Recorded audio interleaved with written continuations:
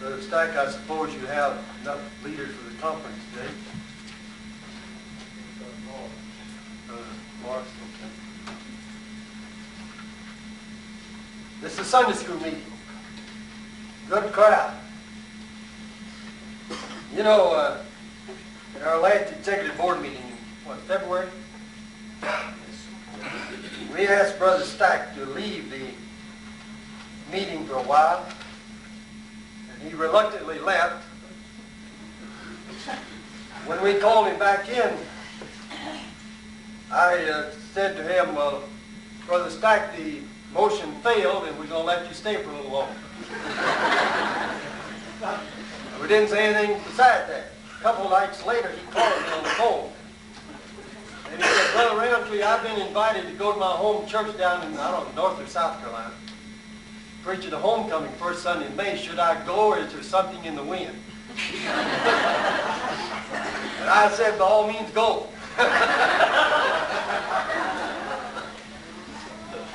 Brother Stack, we think we put something over on you. I don't know whether you know anything or not. You don't act like it. But in that meeting, we asked you to go out. We planned this meeting. And it's not going to be a Sunday school meeting. We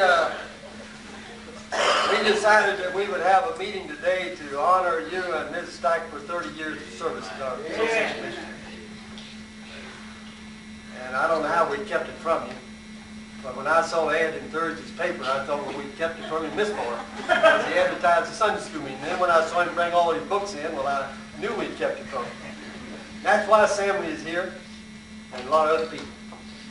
But we thought that a man that served 30 years any place doing anything ought to be recognized. Amen. And we pastors know what problems we have sometimes just pastoring one church.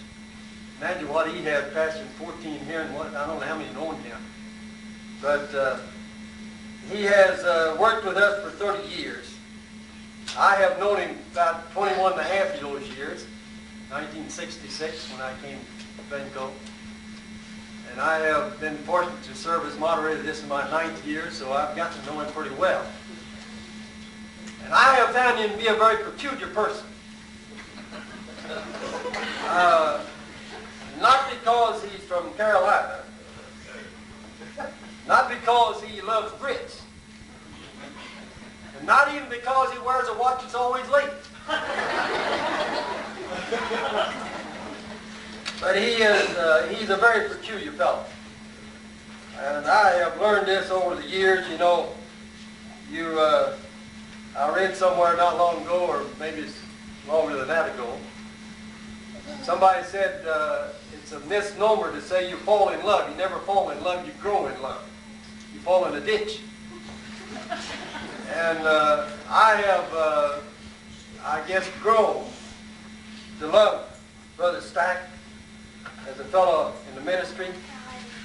I have talked to him several times over the frustration the Association of Missionary has, how he struggles to get something over to our churches that he feels we need to do and need to know about. And we haven't always given him the cooperation that he ought to have. But he has stuck it out for 30 years. And Joyce, I don't see how you stuck it out with him. But she has. And today we are here just to honor you for 30 years, recognize it. When I say that I've learned that he's a peculiar person, he's a very peculiar person. You know, Paul said in writing to young Titus, Jesus Christ gave himself for us that he might redeem us from all of our iniquities and purify unto himself a peculiar people, zealous of good works. That's what I mean by peculiar, Brother Stack. He's very peculiar because he believes in the local church, and he believes that in order to really have a live church, growing church, a reaching out church, you have to have a growing Sunday school, an active Sunday school. WMU is important, GA is important, RA is important,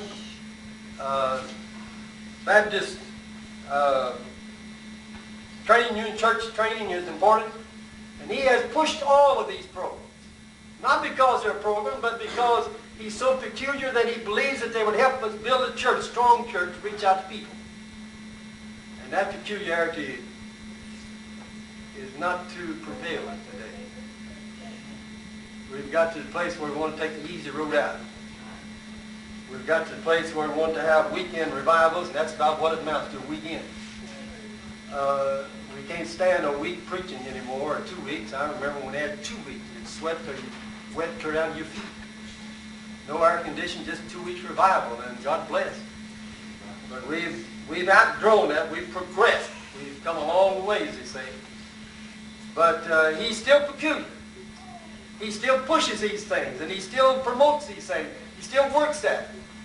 And Brother Stack, we appreciate you for this. We appreciate you for who you are and what you've done, how you put up with us, and how you just keep on keeping on. And I'm not going to take up all the time. I didn't know what I was supposed to do other than just announce the program. But everything that's done today is done for the purpose of recognizing you and Joyce, your family. And I just want to say for all of us, I think we all appreciate you and we love you and love both of you. Just pray that God will give you many more years of service. And you won't get tired of the soup. There's others on the program you're supposed to follow, and when I sit down, come on.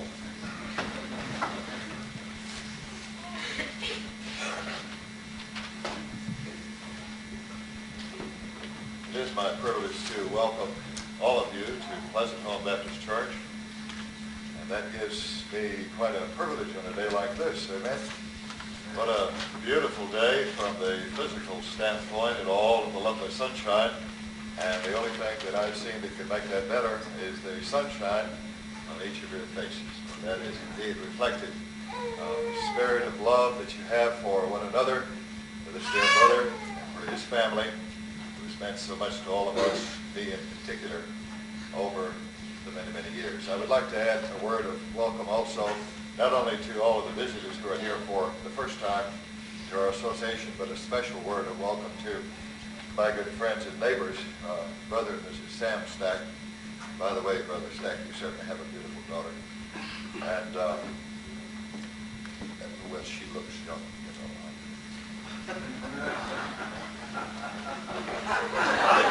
That's what everybody does to me, so I figured there's had to be some occasion I can do that to somebody. Used to have this preacher in old Father Beach Baptist Church, and every time we walked in there, he would say to me, especially if there were a number of people around, "Well, brother, you sure have a beautiful daughter." And I said, "That's my wife." He said, "That's not my problem." It is a real joy to welcome you here, and I ask that you look to the Lord with me in a word of prayer, which is the proper commencement of any exercise in which we live and move and have our being. Our Father, we are so grateful for the privilege of being in your lovely house again on this incomparably beautiful day with all of these fabulous people. What a joy it is anytime, Father, as you know, to be around those people who are the composite of the family of God. How we thank you for the lives and witness of each of them. Thank you for the privilege of being here today. Father, we thank you for this brother and his family who has given so much to this association, so much to the work of the Lord, so much to us in the way of an example for us to follow Jesus in his footsteps. Father, no man can do more than to point the world around into Jesus. And we're so grateful to walk in the footsteps following Jesus behind a man like this. Thank you for Brother Stack. Thank you for his family. Thank you for each person who represented here today. Thank you for the privilege of being a small part in the life of one who has given so much, in the example of what Jesus did for us at Calvary. He gave it all. Father, because he did, and because he lives, we to live. Thank you, Father.